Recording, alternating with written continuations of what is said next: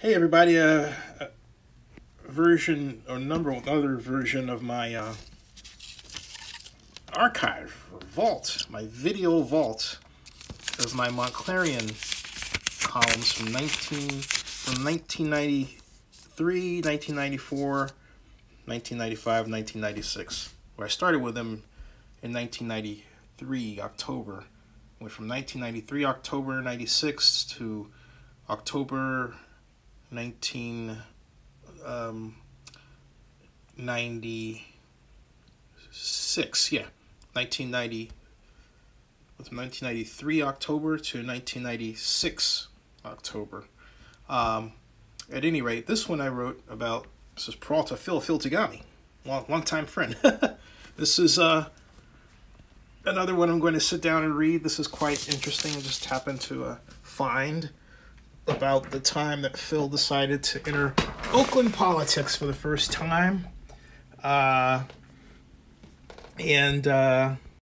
Running against a woman named Donnie Gifford, who was the incumbent seat holder, at-large seat holder on the Peralta Community College District at the time. So let me make sure I got the proper background so I can read this effectively, because otherwise it gets distorted. All right, here we go. All right. Several seats on the Peralta Community College District Board are up for elections this November. And among the candidates is a young Oaklander who's not afraid to call himself a developer. That man is Phil Tagami. Phil has decided to toss his hat into the ring for the at-large seat against incumbent Donnie Gifford, and in doing so, has come away with an impressive list of endorsements. Bob Scannell, president of the Peralta Board of Directors. Mayor Harris, Oakland Mayor Larry Harris. Councilmember Ignacio de la Fuente, and Nancy Nadell of the E.B. Mudd Board of Directors and the Montclair Greater Oakland Democratic Club, to name some of them. What will this fast-rising business person turned politician do for Peralta? How far does he want to go in the Oakland political system? How does he feel about the possibility of Kaiser Permanente obtaining Lady College athletic facilities long after a bitter fight? These are the questions I asked Phil during our interview. To start our conversation about Peralta, Phil said, if you're not striving to get better, you're striving to get worse. And then he continued, I want to improve Peralta's relationship with business. It's easy to want to start new jobs programs, but it's hard to get money from the state. So you have to go to the faculty and determine how they can best use their existing skills. And you have to go to the business community to seek funding help. I have to retrain people, Phil says. We need to educate people. And then it goes on.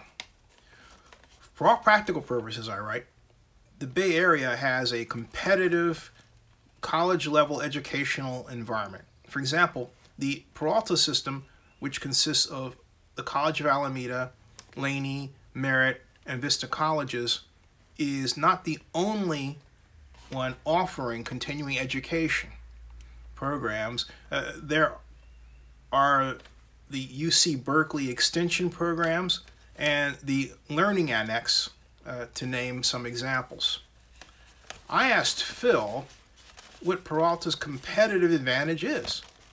And Phil says, I quote, Peralta's made a good reach out to English as a second language students who are in East and West Oakland.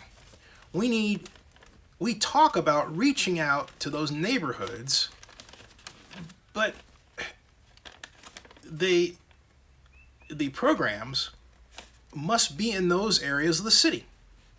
I think this is the area of Peralta responsibility that needs to be improved upon.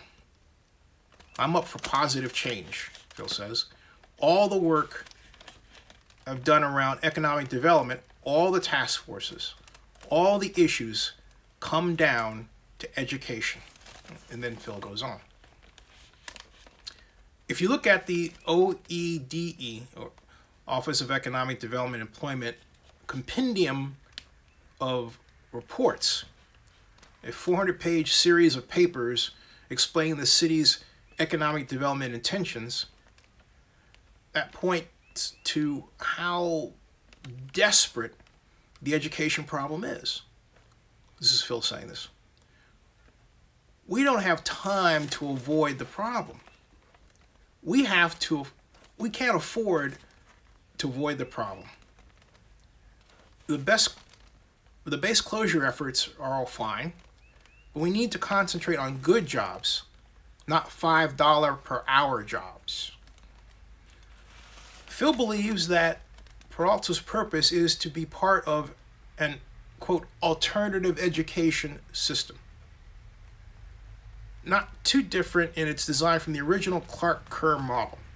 The Kerr model, developed in the 60s, divided the California higher education system into 3 parts, with the UC system accepting the top 12.5% of high school graduates, and the state and community college systems welcoming the rest. Quote, the average GPA for students entering Cal, UC Berkeley, is 4.0. The reason why is that 4.0 or higher grades can be achieved by way of extra credit. It's highly competitive. This is Phil talking. We need to prepare students for this environment, or give them the option of going into a community college or a state school. Give them a seamless education. The average age of Peralta students is 29 years old, and out of the 29,000 students, half are part-time. Then Phil goes on. Part of the responsibility of Peralta is to make sure there are no roadblocks. We need to realize that people need jobs. People need help. When we say that people need to pull themselves up by their bootstraps, we need to give them bootstraps. A 17-year-old with a kid needs this. I've supported myself since I was 16. I went to Laney. It has helped me. I didn't know the benefits of a college education at the time, but I educated myself along the way. And then we went on to talk about the Kaiser matter. It goes on. It says, excuse me. It's a bit unwieldy at points, okay? It says, I pressed Phil to talk with me about Kaiser. If all goes according to plan, the city of Emeryville will give the go-ahead to Kaiser to build its gargantuan medical facility. If this happens, the Bay Area Coalition on Kaiser will sue the city for not following the housing unit supply guidelines described in its general plan. When that happens, according to Kaiser's own officials, the focus will return to Oakland. Some say that the Laney College site will be put, quote, back on the table for consideration. As a Peralta board member, what would Phil's vote be on the transfer of ownership of the athletic fields? Phil said, I think the board acted responsibly. There is no use rearranging deck chairs on the Titanic, Phil says. There's a lot of opportunity in that relationship between a college and a healthcare provider. Job opportunities, job training. When you put the two together, it makes sense. What does the political future hold for Mr. Tagami? Phil needs to about himself in needs to worry about what's on his plate right now. When I accomplish what I set out to do, then I can worry about what's next. So that was my first official interview with Phil. I met Phil originally at Oakland Sharing the Vision in 1991, Oakland sharing the vision was Oakland. Phil used to call it Oakland sharing the ham sandwich. At any rate, Oakland sharing the vision was a gathering of 500 people to go over a set, or actually to make up a set of goals and objectives about the city of Oakland's future. We did this at the Oakland Convention Center downtown, where the Marriott Hotel is. We've never done anything like that since.